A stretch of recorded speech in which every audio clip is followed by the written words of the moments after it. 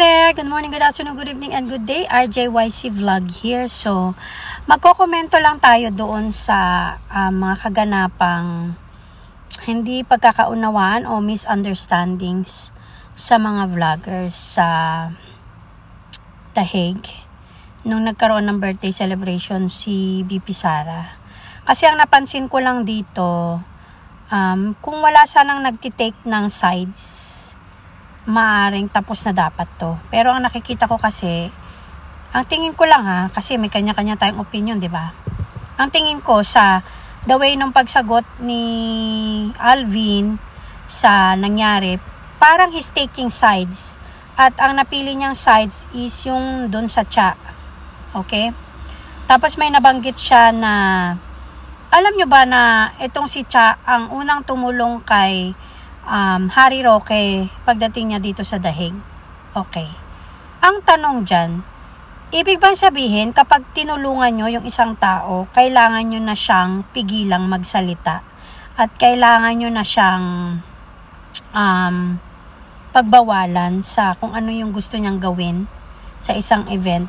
Yun ang tanong ko kay Alvin. Kasi bakit kailangan mo pang banggitin na tinulungan nyo si Attorney Harry Roque? Anong point nun dun sa idea na you guys are stopping him from talking? Like, nakita naman sa video na that lady was like showing this and saying that stop. Okay? So, kung etong si Alvin, ayaw niya ng bangag-bangag at sabi niya parang ano yung shallow daw, very shallow. Okay. Opinion niya yun, right? Pero dapat, sabi nga, kapag wala kang masasabing hindi maganda, itiko mo na lang yung bibig mo. May kasabihan na ganon. So, I think, yung pagsasabi mo na very shallow yung bangag-bangag, opinion mo lang yan. Pero dapat hindi mo na lang sinabi kasi magiging iba yung dating sa tao na ginagamit yung salitang bangag-bangag. Kagaya ko, I called BBM bangag kasi bangag naman talaga siya. So, parang halimbawa, merong pandak, ganon, di ba? So, sabi mo, very shallow.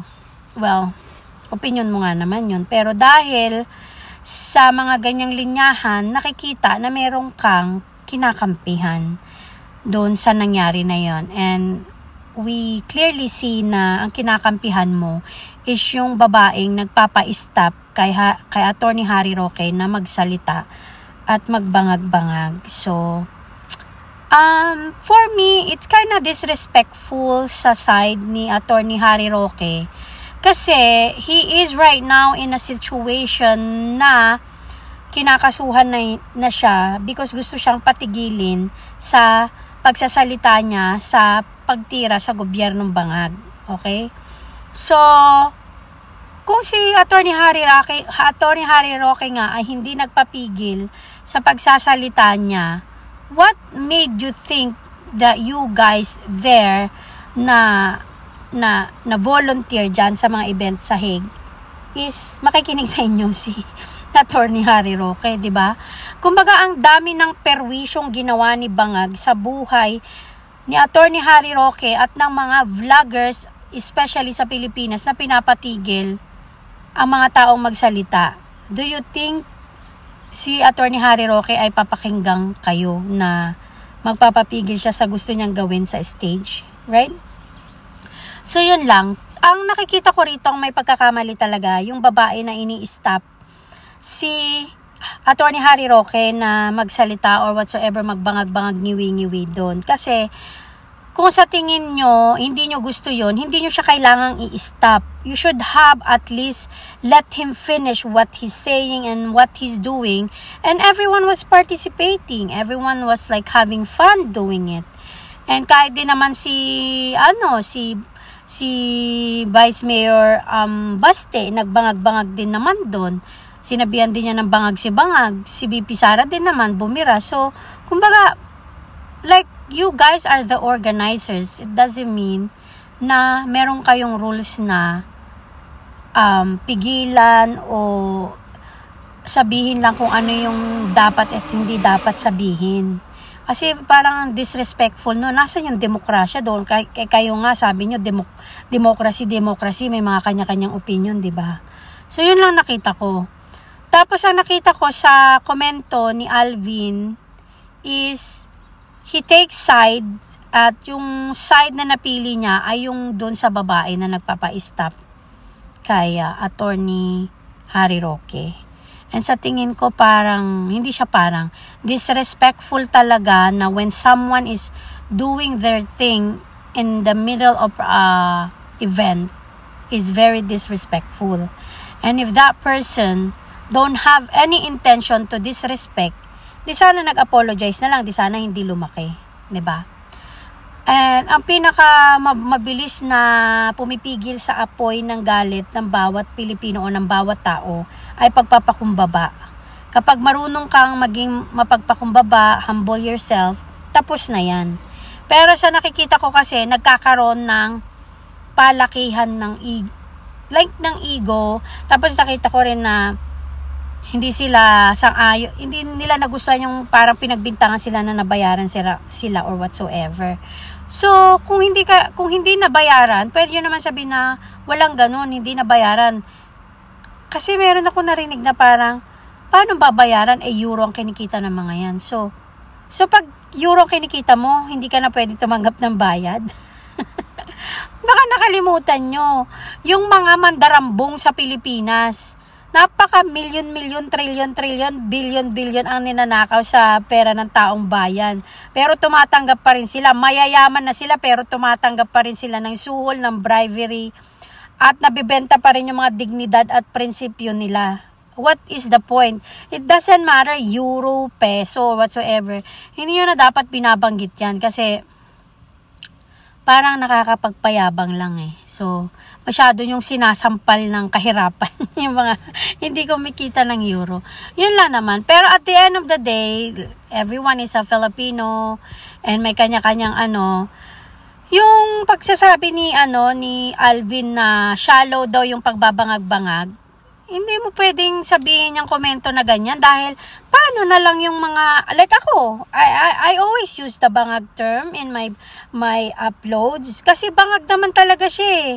Napatunayan yan kung talagang nirerespeto mo si Miss Maharlika Boljacan. Malalaman mo na totoo yun, na may proof siya ng pagkabangag ni Bangag, 'di ba? Ni BBM. Pero so pagka tinawag mong bangag si BBM, shallow na. Paano naging shallow yun? Parang 'di ba, may kanya-kanya tayo ng paraan ng pag-express ng pagdisgusto sa isang tao, right? So sana nung sinabi mong hindi mo bet yun, sinabi mo lang sana na hindi ako ganun umatake, I don't use words, ganun na lang sana. Pero yung i-describe mo pa na mababaw o shallow, parang masyado mo namang para mong sinasabi na mabababaw din yung mga taong gumagamit ng term ng bangag. So yun lang yung napansin ko kay Alvin na she takes sides and then she only know kung ano yung sa kanya, pero binanggit pa niya. Kumbaga, sabi nga, kung wala kang masasabing hindi okay sa paningin o pandinig ng iba, wag mo na lang sabihin. Yun. So, yun lang naman. Actually, I wrote a long message to Alvin showing my, yung paghanga sa kanya dahil since the day one, nandyan siya.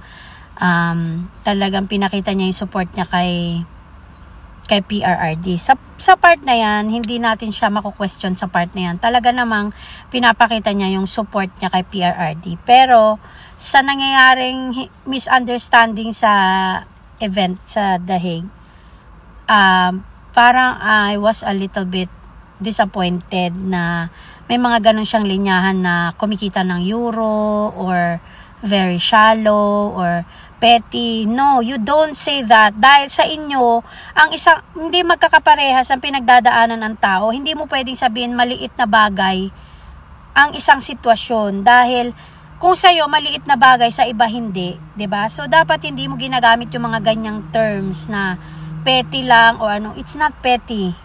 Kung ikaw yung nasa sitwasyon na nandun ka, pinigilan ka magsalita, tapos yung administrasyong bangag, sinira na ang buhay mo, nasa dahig ka para magtago para hindi ka ipakulong ng walang kakwenta-kwentang pagkulong dahil lang paninikil lang sa iyong demokrasya. Hindi yun petty. Sa sobrang dami ng pambabalahura at pagpapahirap na ginagawa ng administrasyong bangag kay Attorney Harry Roque at kay Maharlika, hindi yan petty, malaking bagay yan. Dahil sila, binubuwis din nila yung buhay nila. Kayo nung dumating dyan si PRRD sa dahig, dyan lang kayo nag-umpisa, right? Hindi ko minamaliit yung pagsasakripisyo nyo, pero what I meant is mutual respect. You should respect everyone's situation. We don't belittle yung minamaliit natin na petty lang o yan lang yun, ano ba yan, ganyan lang yan, malit na ba, no, much better na wag na lang tayo magkokomento ng ganon na hindi tayo sure na sa tao pala na yun, hindi yun malit na bagay, hindi yun siya petty lang, 'di ba? Kasi ang dami ng pinagdaanan ni Attorney Harry Roque at ni Miss Maharlika para sabihin nyo na maliit na bagay yun o petty lang yun or whatsoever. Wala kayo sa kalingkingan ng mga paghihirap na napagdadaanan nila dahil sa administrasyong bangag. And bangag naman talaga yan. So, kung hindi mo bet yung salitang bangag, hindi mo na kailangan sabihin na shallow o mababa. No, hindi yan mababa. Para sa amin yan ang nagdi-describe kay bangag kasi bangag talaga siya. Yun ang nagdi-describe sa kanya. Bangag talaga siya. So, hindi mo pwedeng sabihin na mababaw yun. Kasi para sa amin, hindi yun mababaw. Yan talaga ang description ngayon kay bangag. So, parang sinasabi mo na yung mga nagtatawag kay bangag ng bangag is mabababaw na tao or hindi ganun yun. Huwag mong i-describe ng mababaw ang isang katawagan sa isang tao just because para sa'yo hindi mo gusto o hindi okay sa'yo. Ikaw na nga nagsabi, di ba, opinion mo lang yun or whatsoever. Dapat hindi ka nagsasalita ng sa palagay mong makakapanakit ka. Yun. So, parang halimbawa sila, Miss Maharlika, sinabi nila na nagkaroon ng baka bayad yan o no. Baka, di ba, baka lang naman. So, kung hindi bayad, o di hindi. Ganun lang. O, hindi niya na kailangan sabihin na euro ang kinikita or whatsoever kasi parang nagmamayabang yung ganun. Hindi naman porket mas malaki yung kinikita nyo sa ibang tao, iba na yung magiging tingin nyo sa sarili nyo. Dahil uulitin ko, yung mga magnanakaw sa Pilipinas, mayayaman yung mga yan. Bilyonaryo yung mga yan. Pero nagnanakaw pa rin sila, nababayaran pa rin sila, nababribe pa rin sila. So it's not about sa kinikita mo. It's about your principles, your integrity, your personality, yung pagkatao mo. Kung madali ka bang mabayaran o mauto or whatsoever. Yun. So, yun lang naman yung nakita ko. Pero at the end of the day, lahat nga tayo mga Filipinos at ang isang goal natin ay mapauwi lang si PRRD. So, sana magwakas na yung hindi nila pagkakaunawaan. Pero kung hindi magwawakas, then much as well, magkaroon na lang ng kanya-kanyang mga events. Kung hindi nyo kayang magpakumbaba, kasi, to be honest, Attorney Harry Roque, Maharlika, like, may ugat na yan sa industriya ng pagbablog and also siguro napahiya lang sila sa respetong ina-expect nilang ibigay sa kanila. Yun. Kasi they deserve that. They earn that. Kasi sa sobrang dami ng sinasakripisyo nila kahit buhay nga nila yung kanilang safety para lang sa pagtatanggol nila hindi lang naman kay PRRD kundi sa lahat ng mga Filipinos na inaabuso ng bangag administration. Yun. Hindi lang naman para kay PRRD kundi para sa mga Filipinos na naniniwala sa patas na pagtrato sa kapwa Pilipino. Yun ang nakikita kong pinaglalaban ni Miss Claire Boljacan Maharlika at ni Attorney Harry Roque. Hindi lang about kay PRRD. It's about the Filipinos na naaabuso. It's about the Filipinos na hindi nabibigyan ng tamang serbisyo ng administrasyong bangag. Okay? So, sana mag-ingat-ingat tayo sa mga salitang ginagamit natin at maging mapagpakumbaba. Be humble. Huwag tayong mapagmataas. Kasi yan ang nakikita ko sa team ni Alvin. Nagiging mapagmataas sila. Yung the fact na hindi sila nagpahiram ng standee, yun ang kababawan. Yan talaga ang kababawan. Yung bangag, hindi yun shallow. Hindi yun shallow kasi tawag lang naman yun Kumbaga, dinidescribe lang talaga si bangag. Yun ang katawagan sa kanya kasi bangag siya. Ang masyalo is yung magdamot ka ng standee sa isang event ng kapwa mo Pilipino. Yun talaga ang napakababaw. Kumbaga yun parang, ano yan, isip bata lang. Pagdadamutan nyo ng standee yung mga kapwa nyo Filipinos.